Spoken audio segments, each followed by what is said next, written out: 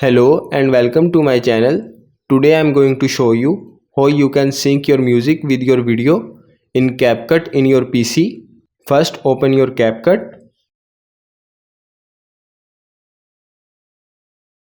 Create a new project. Now import your music and video. Now bring them to your timeline.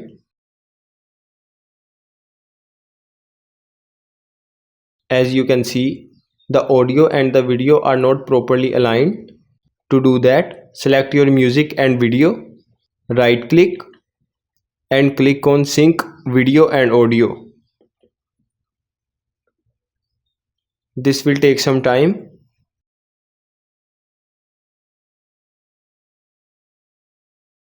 After 100% completion, here as you can see, our music is perfectly synced to our video. I hope you like this video.